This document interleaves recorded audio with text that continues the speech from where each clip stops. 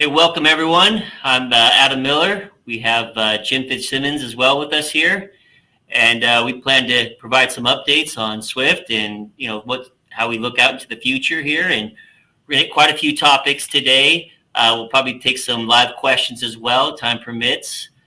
We want to touch on probably the vaccine update or the vaccine mandate. I think there's going to be a lot of questions about that. We'll touch on technology in the truck, including autonomous technology, electric trucks. We want to touch on winter driving and being safe as we come into the colder months of the year. Maybe provide a quick update on the markets and probably hit on several other items that I think would be of interest to the group. So maybe I'll kick it off here, Jim, and start with the vaccine mandate that came out today. So first, I want to start by saying, we fully support being vaccinated. We think it does help save lives, but we strongly oppose any regulation that would require any employers to force employees to provide proof of vaccine or vaccinations or provide a negative COVID test prior to working. And the way we've looked at this, we've evaluated the bill. In our initial review, we believe that the rule would exempt employees who work 100% alone or outdoors, so long as their indoor contact with other employees or customers is pretty minimal. And that would be like using the restrooms or briefly visiting an administrative office. And so in our view, that would exempt our driving associates. So we feel based on how the rule's written today, it would not apply to our driving associates. But additionally, we think that the rule is going to be under a lot of legal pressure. I know there's a lot of states that have already filed lawsuits. So it's going to probably continue to develop and may be delayed and overturned altogether. But hey, we continue to be inspired by the bravery of our drivers who've gone out and worked diligently through the early days of the pandemic and continue to do so much good for our economy. And we've seen the issues in the supply chain, and there's now a beacon of light of how challenging that is. And our drivers continue to get out there and move goods. And our mechanics are out there supporting them, and our folks in the office are there supporting them as well. And it takes this whole team to make the economy move. And so I just wanted to give you an update on our view on the vaccine mandates. And again, it'll continue to develop, and we'll provide updates as we see fit. So maybe after that, I'll move on to the technology section of our update. But first, I want to hit on autonomous.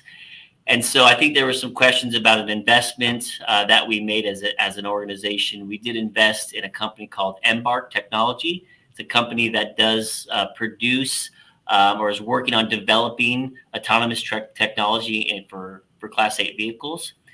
And maybe I'll walk through why we've done that. I've been in rides in several autonomous trucks, and the technology is very advanced. It was advanced more than I thought it was, but today, it solves probably 90 to 95% of what a truck is going to encounter over the road. But it still has that 10 to 5% that it hasn't figured out. And that's probably the hardest thing for these companies to program around. And for that reason, I feel like it's going to be quite a long time before we're able to, or if ever, be able to pull a driver out of a truck. Today, these trucks can see maybe like several hundred yards ahead and can react really quickly to certain situations. And we believe the technology would help our drivers act almost like a pilot instead of having to perform every mundane task required of a driver, which I think of what some of our drivers say is the easiest part of the job, which is just cruising down the highway, that we may be able to turn that over to the truck. But if you think about the stresses of the job, the most difficult part of it, which is getting in and out of customers, back in the equipment, the technology does nothing to solve for that. So when you think about that, there's so much that is going to be needed from a driver to really pick up and deliver for a customer. But we felt like the company Embark that we partnered with was very open-minded, wanted to learn how this technology could influence our company, how it could influence the industry. And we're going to help them with providing our perspective as the largest trucking company in the nation, and help them with how this technology can influence. And we feel like for the way it is today, this really helps our driver and in their lifestyle and probably provides some really good safety technology for our company. So I don't want anyone to think that we're not going to need drivers. We're going to need drivers for the foreseeable future. They're going to play a critical role in our supply chain. But it is technology that we want to have a seat at the table, and we want to understand how it's going to work and influence our industry. And then the next piece would be the electrification. Electric trucks. We do have one electric truck out of the Port of LA. There's still a lot to be done on that technology. Today, that technology allows our trucks to maybe operate for 200 miles. And we all know that that's not enough for a full day's worth of work. And so we have a driver that might take that truck out for one turn in the port and may come back and work out of a diesel truck. So we feel it's important to be engaged there. We're probably going to take a delivery of several more electric trucks next year. But it's really to just understand that technology and how it develops over time. I think we're still several years out before the advancements in batteries begin to develop a truck that has enough range, and the cost comes down to where it works economically. But hey, we want to be on the forefront of that technology as well. And if you think about hydrogen, that's another opportunity. Today, they can build a hydrogen truck that has a significant amount of range, but the cost is close to probably 10 times what a diesel truck would cost, and so it just wouldn't work economically. But we're important. We think being stewards of the environment is obviously critical, and we're doing what we can to reduce our carbon emissions. And so we'll make these investments over time when it makes sense economically. But just so you know, we're working through that technology. So you may see that as you're kind of working in and out of California. So those are the topics I want to hit initially, and then I want to turn it over to Jim. I think he's going to jump to some other topics. Yeah, Adam, before I jump to myself here on a couple of questions that popped up just to kind of clarify. So Joshua asked, so I don't have to get the vax or tested weekly as I start the academy. So the answer is no, you do not. So no one at Swift has to get the vaccine. No one has to test weekly. Now, as Adam talked about, depending if this thing sticks, that could be different for office, shop, etc.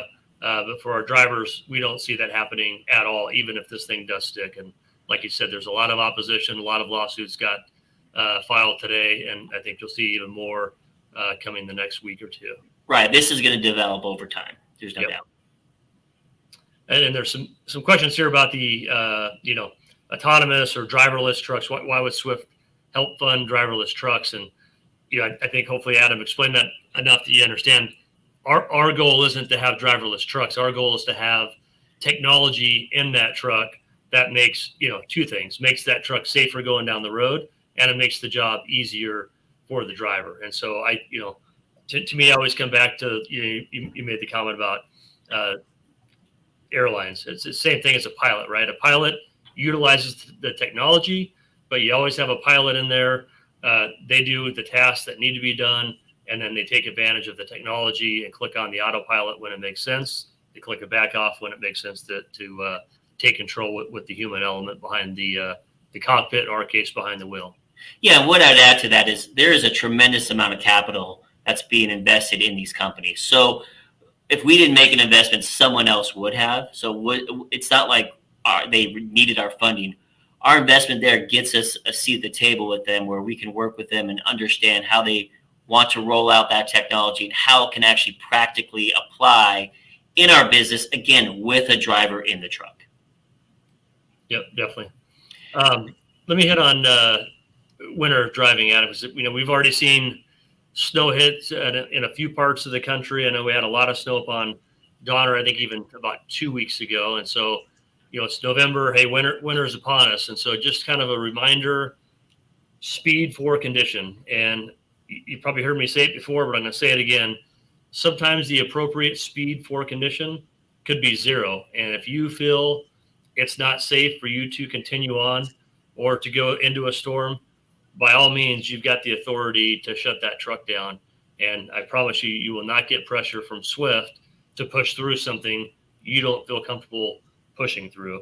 I think about last winter, Adam, we had just, a crazy amount of huge pileups happening. We had that, 2-week freeze in Texas, and Swift wasn't involved in one of those pileups. And so, our drivers, clearly, showed that we have what it takes. We make the right decision, when to move and when not to move. And to me, to go the whole winter and not be involved in one pileup with as many trucks on the road as we have, as many miles as we run, is just extraordinary. And it's a true testament to the men and women we have driving our trucks today at Swift. We're one of the top performing, safest fleets in the country. And so that doesn't come easy. It comes from, having very stringent hiring all the way to having high standards once you are behind that wheel. But at the end of the day, it's, each one of you that are driving our trucks that are, keeping that record where it's at. So congratulations to the entire Swift fleet for what you continue to do there. Yeah, it's about having great, committed students who come into our industry. It's having great trainers, great mentors who really focus on why safety is so critical, and then the experienced drivers that we have that set the example for everybody. So it's really a team effort, and our operations team who coaches where we need to coach, and then our professional drivers who make the adjustments when necessary. And it's just amazing to see the trajectory we're at and the progress we've made over the last 4 years. It's incredible. Yep. And if this is your first winter, one bit of advice you'd probably get from experienced drivers that really know, how to be successful through the winter is you never want to be, first one out of the truck stop and making fresh tracks, and you don't want to be last, right? So you want to, take advantage, let the plows do their work, let the other vehicles kind of, carve that path before you motor out there. And if you find that you're the only vehicle on the road, there's probably a good reason why you shouldn't be the only vehicle on the road. So when that happens, find a safe place, get off the road, wait for the conditions to improve. One thing, Adam, that's kind of shocking to me is that most people think our jackknives would typically be in, snow and ice, but it's rain is where we see most of our jackknives happen. So, keep that in mind as you get through, whether it's winter or summer, anytime really for that matter. When it's raining, you got to get that truck to slow down a little bit, because otherwise you just have higher risk of a jackknife. So the sweet spot that we find, and keep in mind, we get all this data, so we're able to kind of put stuff together. But, for whatever reason, the prime temperature of 35 degrees to 45 degrees is the prime temperature to have a jackknife. And so, again, you're not talking freezing conditions. You're talking, rain, but I don't know if it just has to do with a little bit of possibly slush or tire pressure going up, because the cold air on the tires. But for whatever reason, 35 to 45 seems to be when we have the majority of our jackknives in the rain. I think there was a question about how does an autonomous truck operate in the rain or snow. The answer is it doesn't at this point, right? Those one of the things that they haven't figured out yet. Which, being over the road, that you encounter that all the time. Yeah, there's all kinds. I mean, that's kind of a funny thing. You look at these autonomous companies; they're started by a bunch of very smart tech guys, no one with any trucking background. And as you start bouncing the stuff up against people that know trucking, you just start shooting holes into it right and left. And you think of all the, one-off, all the exceptions that happen out on the road. That's the stuff you can't really program into a computer to be able to do autonomously. And so that's why we feel very confident that these are just going to be a tool to assist the driver that's in the cab of the truck. Let me hit on tablets, Adam, because I know that's been a hot topic. Yep. We've been rolling the tablets out this year. Definitely didn't go as well as we would have liked. We understand there's a lot of issues still. The biggest issue obviously has been with the GPS and the routing. And so that's something we were working on diligently to get fixed. Just the last week or so, we've got 100 drivers now that are testing the latest upgrade. So far, everything looks very good on that. We're going to get the feedback from the 100 drivers. If that tests out well over the next 3 weeks, the goal would be sometime in the next month or so to convert the whole fleet onto this new software or platform, whatever you would call it, that we're testing. So I don't want you to think, hey, we rolled this out, we think it's good to go. We know we've got issues.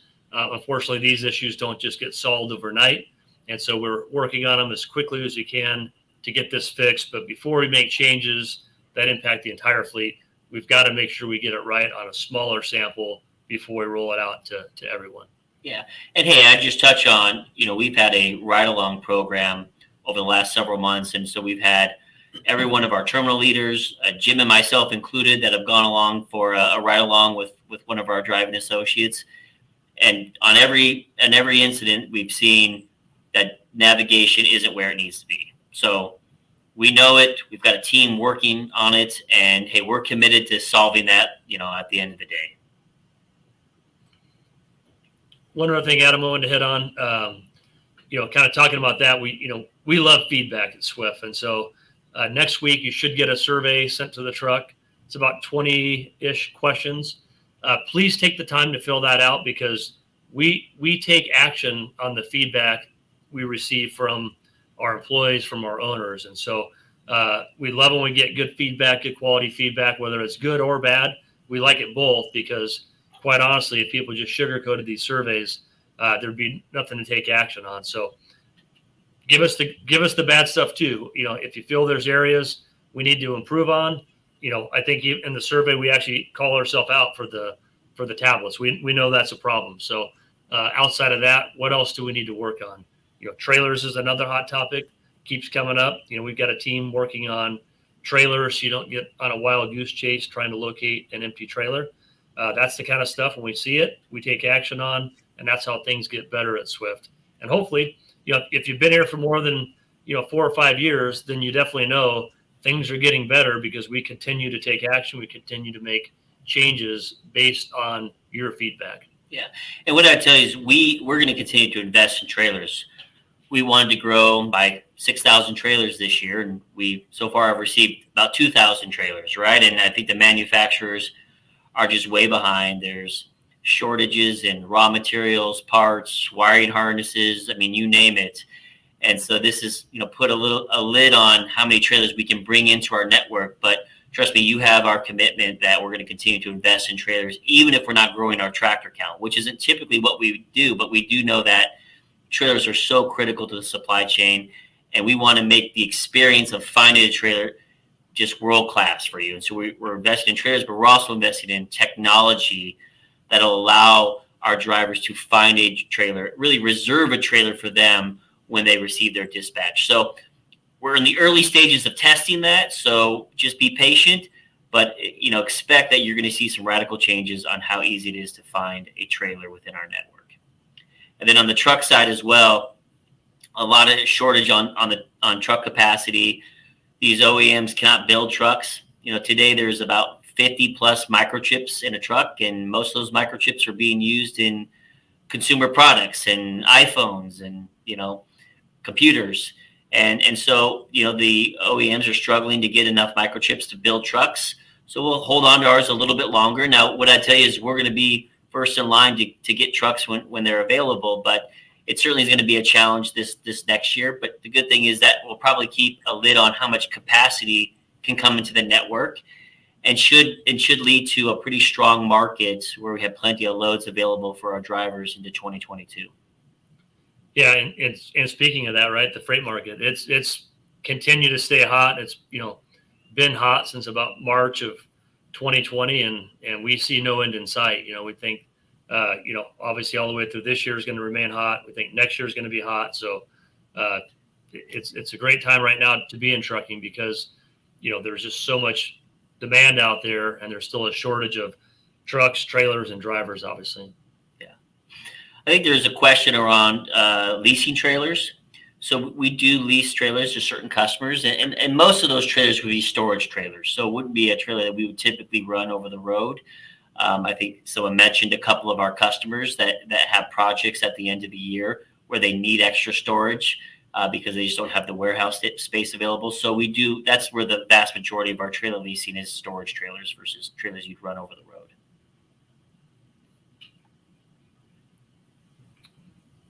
That was all I had, Adam, on my topics. Was there anything you wanted to cover? We could get into some questions. Well, hey, I think we've been answering a few questions, but again, the market, we're excited about where it's going to take us. We've had a very strong 2021, and we're in the heart of the fourth quarter. It's going to be probably as tight as we've ever seen from a fourth quarter standpoint, and it kind of feels like we've been in a fourth quarter really since third quarter of 2020. So we expect that strength to continue into the first quarter and beyond. We raised some pay in our experienced drivers here in the I think just a month ago. We continue to make investments where it makes sense. We're ramping up the number of mentors we have so we can bring more students through the network, and we continue to make investments in our driving associates. Adam, there's a couple comments here on truck leasing that we're leasing our trucks out. Do you want to hit on that? What's the question? Specifically about us leasing our trucks out. Yeah, so sadly we don't have enough drivers today for the number of trucks we own. So we do have a number of trucks that are sitting on the fence, and they have been for quite some time. And so we found a partner that could put those trucks to work, and so we're leasing them out for a limited amount of time. We do have some flexibility that if we are able to find additional labor, we can pull those trucks back into our fleet. But it's a way to cover the costs that we have for the investment in the equipment when it's not operating.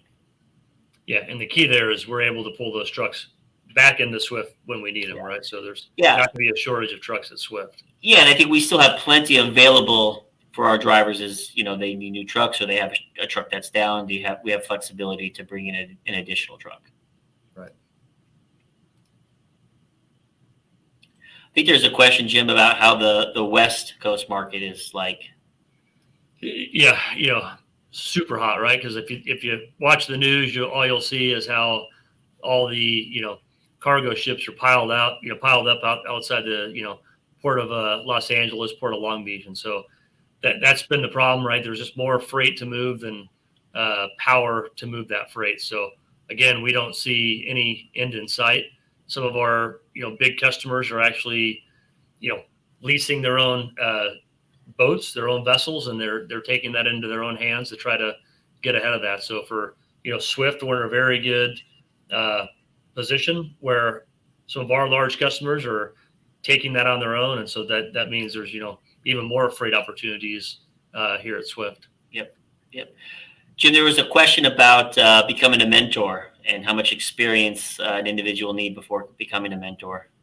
Yes, I believe it's you got to be a solo driver for 9 months, and then there's a process of applying, and then it's a very we'll say it's a simple process, but it shouldn't take more than a week to get that done, and then we put you through a mentor program, and then after that, then you're able to take your first student. If you got questions on that, talk to either your driver leader or your terminal leader, but we're always looking for good quality mentors. And so, I love hearing when we got a really good driver. That's one thing that's been kind of cool, Adam, is the ride-alongs is a lot of people matched up with a driver they didn't know. In my case, I went with a driver that I've known for 20 something years, but I know like in your case, you just met him. A couple of stories I've heard where they had no interest in becoming a mentor, never had anybody in their truck, but after having someone in there for a couple of days and kind of learning more about the company and, the need for more quality mentors, we've had people sign up just as a result of spending a couple of days, with an office person in their truck. So it's been kind of cool. And, you mentioned leasing trucks that we're doing to third parties, but we also lease trucks to independent contractors through our network. So you have some, company drivers who want to own their own business. And so we have a plan that allows them to do that. But we also bring, independent contractors from the outside who aren't currently operating with Swift. And we have lease options that they can, come on and operate under our network. Yep. There's another question popped in here. I'll let you answer. Is there any chance of bumping up the truck speed? Well, we feel like our top speed where it's at is adequate. We've surveyed several drivers, and we feel like that works well from a safety perspective and a productivity perspective. But we do feel, and this is some of the feedback we got from the ride along, there could be some opportunities on how we program the trucks and how they deal with grades, and so they get a little bit more horsepower and speed when you're on a grade. Compared to where we are right now. So we are looking at that. It may not be top speed, but speed under different conditions. Yep. And we're also looking at the allowed minutes of Smart Pass per day as well. So actually, there's been a lot of stuff that's come up as a result of the ride-alongs that, we're now looking into. So, again, things don't happen overnight at Swift, but when we make these decisions, we got to kind of look at it, figure out what's the long-term impact of making some of these changes. But again, that feedback is just so valuable to us. Yep. Jim, I think there was a question around benefits for new drivers and bilingual mentors. Yeah, no, we definitely have. I don't know how many, but we definitely have bilingual mentors. We've got men and women mentors, and so I feel like we've got a pretty diverse group where someone coming into Swift, we should be able to have a pretty decent chance of getting them matched up with a good fit to go out there and learn how to drive a truck. Yeah. And then there's a question on the dedicated account and rotating trucks. So maybe I'll touch on that. And it really depends on the type of dedicated account you're operating. If it's one that generates a high amount of miles, then yes, we want to prevent putting too many miles on a truck. It does hurt the resale value. So there are certain accounts where you run quite a few miles on dedicated, and so we'd rotate that truck out of that account and put in a newer truck that has less miles. So we do make adjustments when that makes sense. Yeah, and the dedicated fleet would be the same as the over-the-road fleet, which typically we run trucks for about 4 years. Now, with the shortages, we might have to extend that, obviously, but typically it's about a 4-year life cycle. So when you look at the average age of a Swift truck, you're only talking it's only 2 years old. So we do have a very new fleet that is constantly refreshed all year long. And there was another question on the benefits. I don't know if you hit that. So we do offer medical, we offer dental, we have a 401k matching plan, we have an employee stock purchase plan. So we do offer quite a few benefits to employees here. There's a question here. Can we expect to have electronic mirrors soon? I don't know which trucks have those and which don't. So that's a good question. We need to find that out. We actually just had a meeting, I think that was a week or two ago, Adam, going through all the technology that we currently put in our trucks and kind of what's out there, that we could put in the truck, and then what's coming in the future. And so I will tell you, these trucks get nicer and nicer and nicer. Every time I go in a truck, it's usually about every 4 or 5 years, but it's always a big difference from the last time I rode in a truck, from the comfort, the quality, just the, amenities in that truck, and then just the overall, the sound. It's just very quiet now when you ride in one of these new trucks compared to a truck even 6-7 years ago.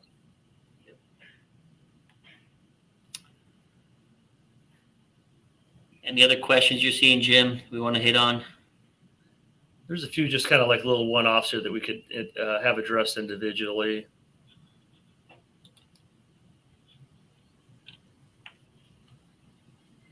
So there is one here. Are we going to get the leveling valve back on the trucks? It's hard to crank on trailers that are too low. And yes. And so that was, again, another example, right, where we got feedback. We got rid of the dump valves. The feedback was, hey, we missed those dump valves. And so now we order our trucks with it.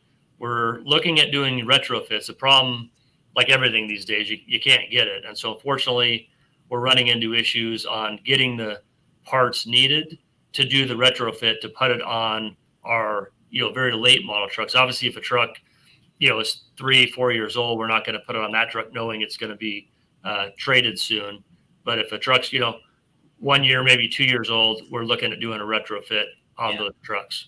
And that's one of those where we saw the feedback and we made the adjustment. And so that's why what Jim mentioned, sending that survey out, responding. I mean, that information is crucial for us, so we know where to make the investments and what changes we believe we can make that'll help our driving associates. And then is there any manual training in your program? I'm assuming you're referring to manual transmissions, which these days, basically everyone's gone to automatic. And so that's the way we've kind of been making that shift for the last, really probably the last 5-6 years. And so I would tell you now, there wouldn't be any kind of manual training programs. Yeah, we do have some simulators that you could do manual if you wanted to, but they're not in every location at this point.